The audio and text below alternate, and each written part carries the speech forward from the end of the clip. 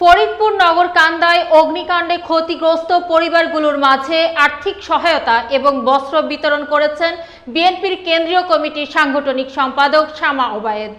শফিকুল ইসলাম মন্টুর তথ্যচিত্রে থাকছে বিস্তারিত। বুধবার ২ এপ্রিল দুপুরে নগরকান্দা উপজেলার কোদালিয়া শহীদনগর ইউনিয়ন এর মাঠ বালিয়া গ্রামের ক্ষতিগ্রস্ত চান মিয়া ও জাকির মিয়ার বাড়ি পরিদর্শন করেন এবং ক্ষতিগ্রস্ত পরিবারের সদস্যদের খোঁজ খবর নেন বিএনপির এই নেতা।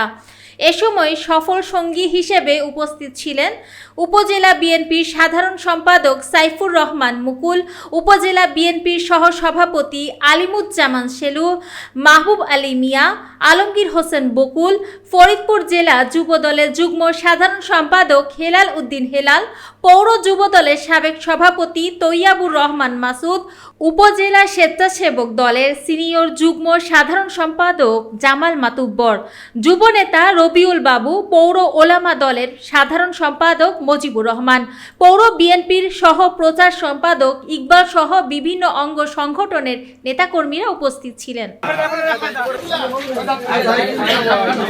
বাড়িগুলো পুড়েছে শহীদনগর ইউনিয়নে। আল্লাহ ঘর গেছে, ঘর শীঘ্রই আপনাদের আবার হবে। জিনিসপত্র যা গেছে ওগুলো অবশ্যই আবার আপনারা মেরামত করে